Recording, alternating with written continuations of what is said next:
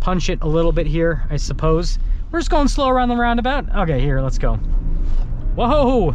Hey everyone, it's Ben Hardy here, and in today's video, we'll be going over the all-new 2023 Toyota Tundra Limited. Before we get into this video, though, a huge shout out and thank you to the Brent Brown Toyota here in Orem, Utah for giving me some time with this Tundra. This one is available for sale for the time being, so if you're interested, I'm going to include a link to their inventory in the description down below. If you have any questions or need any help whatsoever, just ask to work with Easton. And then on a side note, if you want to save time and money the next time you purchase a car, link to my car buying guide in the description down below. Let's get into it.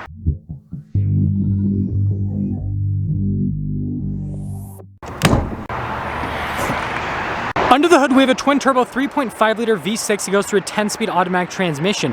Fuel economy is 17 around town, and then 22 on the highway with power outputs being 389 horsepower and then 479 pound-feet of torque.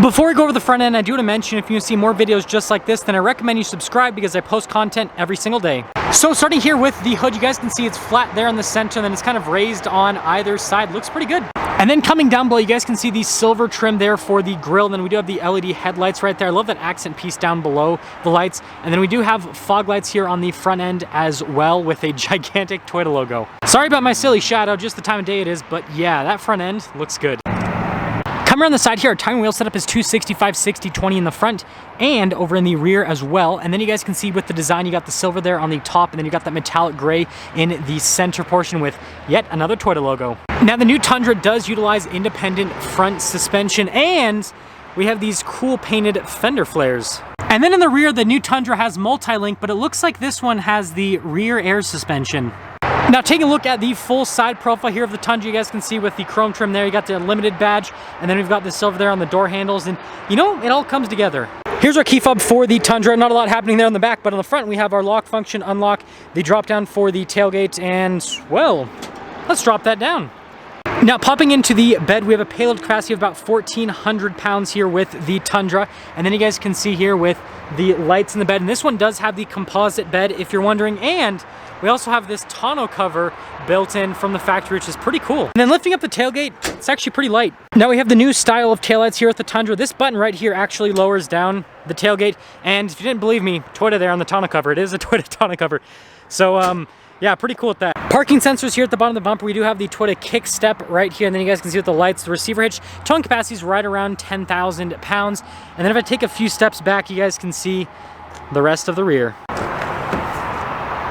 Now here's a door panel in the back. You guys can see the stitching that goes across and then down below. And you know, the Tundra still has that utilitarian appearance on the door panel. Now yes, this one still has a lot of the plastic wrapping on, but you guys can see the seat design underneath has that cool military print theme, which I think is fantastic. And then there is more storage underneath the seat. Legroom here in the back of the Tundra is actually pretty solid. We've got this storage pocket right here. We've got some cup holders right there, more storage down below with some USBs and then a full power outlet. And if you're wondering, headroom's also pretty good. Now with the front door panel, really nice padding here at the top, and then you guys can see down below. We've got all of our window controls right here, door lock and unlock. We've got our mirror adjustments. The mirrors do power fold in. Memory seats as well, and then we also have blind spot monitoring with the mirrors. Now the front seats are actually uncovered, so you guys can see the design there on the seat, which is really cool. And I love these new Tundra seats because they're so comfortable. And then we do have all of our power adjustments there on the side. We've got quite a few controls in this area. The main thing is to turn on the outlets, and then you guys can see for like the heated steering wheel, and then your auto stop start if you want to turn that off as well. Steering wheel is manually adjustable.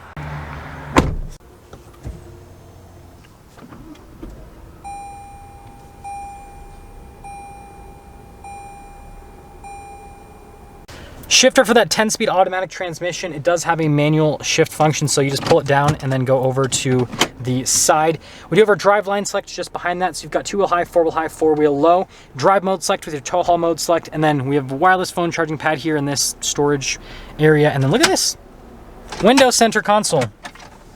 Thing's massive. Notice here on the dash, again, pretty utilitarian in terms of the design. That's just what Toyota goes for, but you do have some nice padding here. And look at this.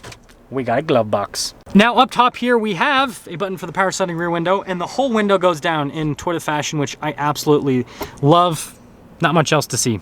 So here's a window sticker for this Tundra. You guys can see all of the standard equipment with this particular Tundra. And you can see the optional equipment as well. So base MSRP, $53,615. After all options on this specific one, $58,689. Do-do-do, let's see how it drives.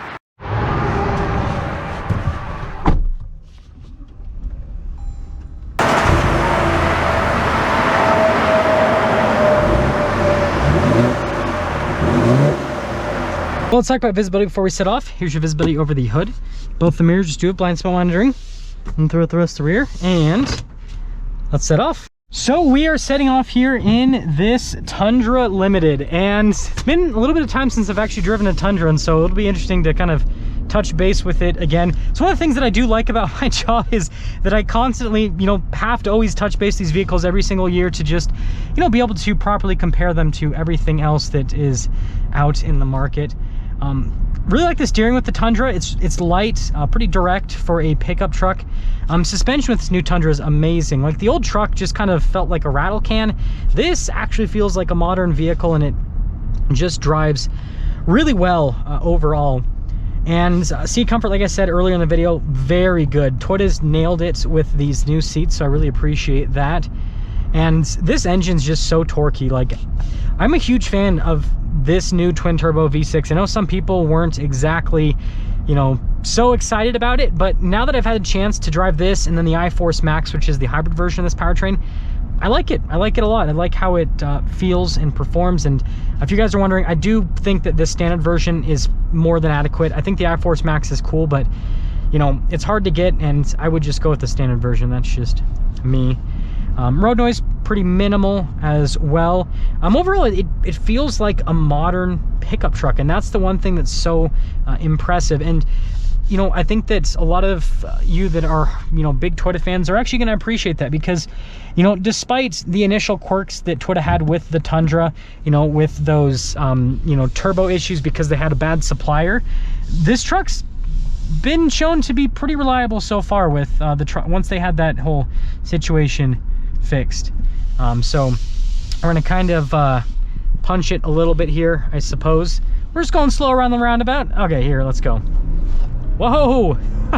Stability control light flashed, so I think that tells you guys how punchy this thing is. If you guys want to see better accelerations, I've reviewed the Tundra several times for the 22 model year, but yeah, I actually got a chance to live with one too, a limited TRD off-road, but I love this engine. So, summing things up here with the new Tundra, I think that this is one of those trucks that a lot of people were kind of like very concerned about because the looks are so much different compared to the previous generation, and then the engine so much different compared to the previous generation. But now that it's been out for a while, I'm noticing that more and more people are more excited about this truck because it's just a really good pickup truck. And it's not as affordable as the prior generation, because like a limited with the old generation would have been like $49,000, whereas this is almost $60,000. But compared to what you're getting with like Ford or Ram, for example, right now, this is a lot more affordable. I just did a comparison with like a Lariat Ford F-150 and a Ram 1500 Laramie, and those were both like almost $70,000. So I still think that Toyota's a value play. I think this is a great truck, and just check one out. Seriously, I think that you'll be amazed. Again, still more on the utilitarian side with the interior, but I still think you'll be surprised with how well this drives and how much you like it. That's gonna sum things up with our video on this Tundra. Again, a huge shout out and thank you to the Brent Brown Toyota for giving me some time with this Tundra. Like I said, if you have any questions or need any help, just ask to work with Easton. I'll see ya.